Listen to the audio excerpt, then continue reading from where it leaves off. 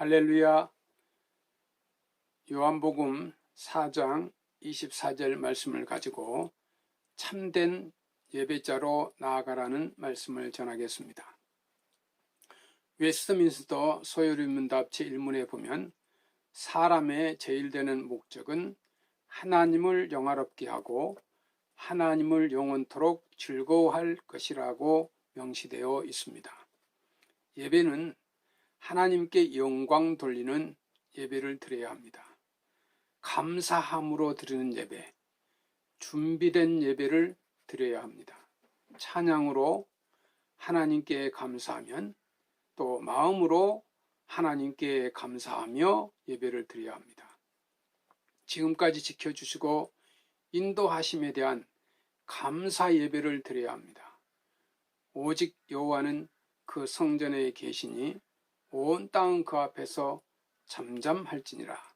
경건된 예배, 오직 하나님과 함께 하나님께 영광 돌리는 예배를 드려야 합니다. 하나님은 영이시니 예배하는 자가 영과 진리로 예배할지니라. 요한복음 4장 24절 말씀입니다. 기쁨으로 여호와를 섬기며 노래하면서 그 앞에 나갈지어다. 시편 100편 2절 말씀입니다. 시와 찬송과 신령한 노래들로 서로 화답하며 너희의 마음으로 주께 노래하며 찬송하며 범사에 우리 주 예수 그리스도의 이름으로 항상 아버지 하나님께 감사하는 마음으로 예배를 드려야 합니다. 하나님은 영이시니 예배하는 자가 영과 진리로 예배할지니라. 요한복음 4장 24절 말씀입니다.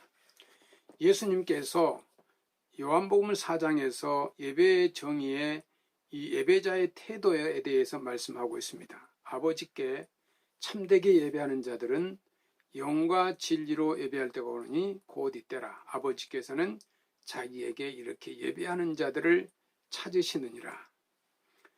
하나님께 찾는 자는 예배하는 자입니다.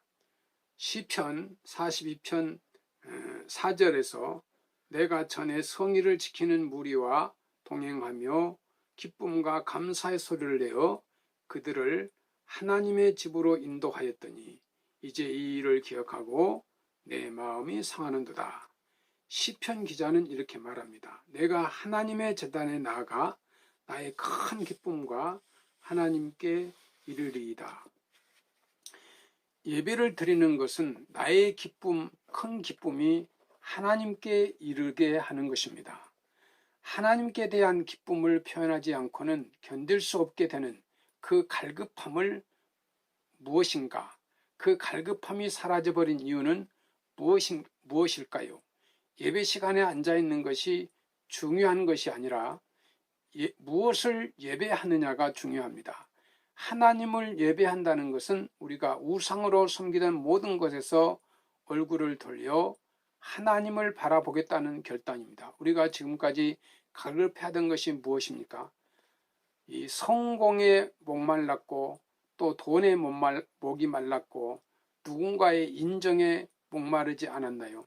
이 모든 것이 우상 숭배라는 것은 우리의 이러한 숭배의 자신의 삶을 걸었기 때문입니다. 우리가 전심으로 예배해 드리겠다면 올바른 예배를 하겠다는 이 결단이 중요합니다.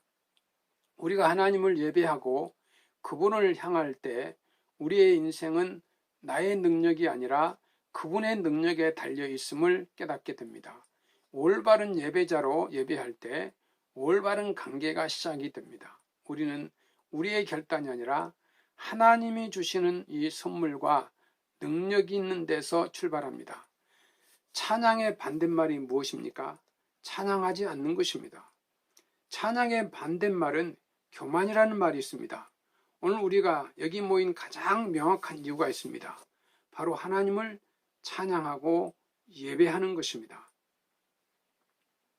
목사는 주일 대예배를 준비하면서 일주일 동안 준비합니다.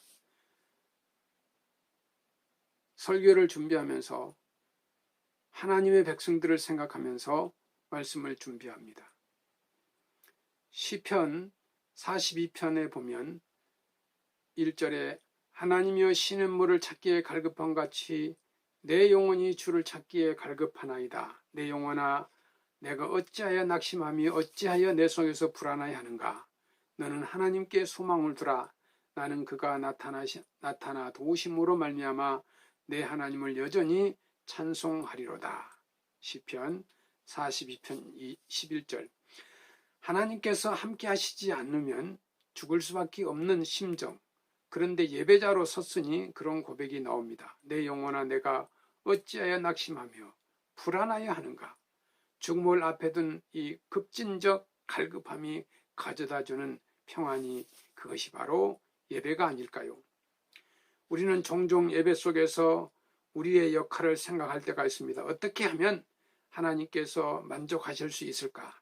멋진 찬양을 준비하고 멋진 카메라 앵글을 준비하고 철저하게 예배에 콘티를 짜고 멋진 옷을 입고 나옵니다. 하지만 하나님께서 진정 받으시는 것은 이런 외식적 모습이 아니라 우리의 갈급한 마음입니다.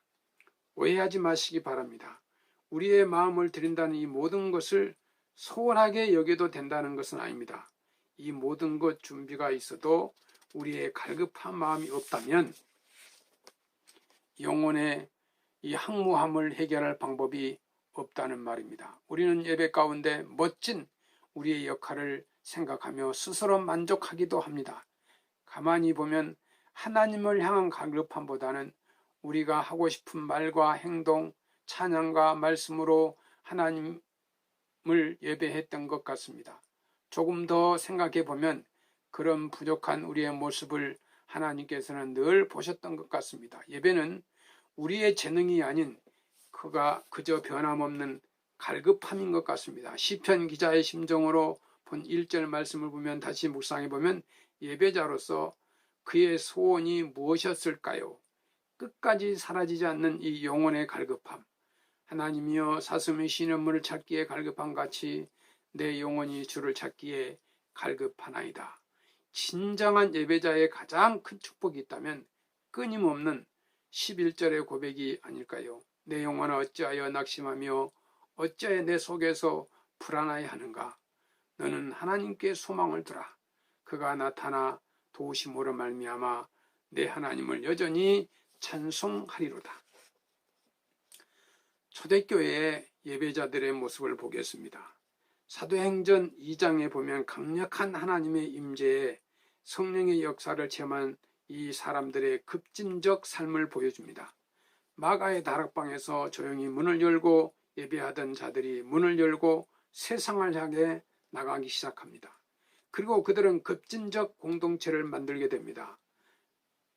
사도행전 2장 43절 47절을 보면 사람마다 두려워하는데 사도들로 말미암아 기사와 표적이 많이 나타나니 믿는 사람이 다 함께 있어 모든 물건을 서로 통용하고 또 재산과 소유를 팔아 각 사람의 필요를 따라 나눠주며 날마다 마음을 같이하여 성전에 모이기를 힘쓰니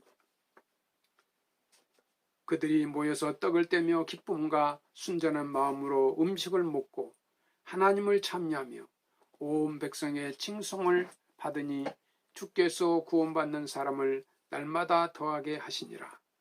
예배는 추상적인 고백이 아니라 우리의 가장 적나라한 실존 가운데서 만나는 고백입니다. 목이 타 죽을 정도로 이 갈급한 사슴이 물 냄새를 맡고는 정신없이 뛰어가 시냇물에 처박고 물을 마시는 심정을 아시겠습니까? 이 갈급함 가운데 만난 생수가 어떻게 우리의 삶을 급진적으로 만들지 않겠습니까? 하나님을 향한 갈급함이 사라져버린 인간은 가장 쉬운 길을 택하게 됩니다. 여러분들이 길을 걸을 때 가장 편한 길이 어떤 길인가요? 약간의 내리막이 아니던가요? 우리는 예배자가 되기 위하여 거룩해야 한다고 생각합니다. 하지만 예배는 거룩한 자가 드리는 것이 아니라 예배함으로 거룩해지는 것입니다.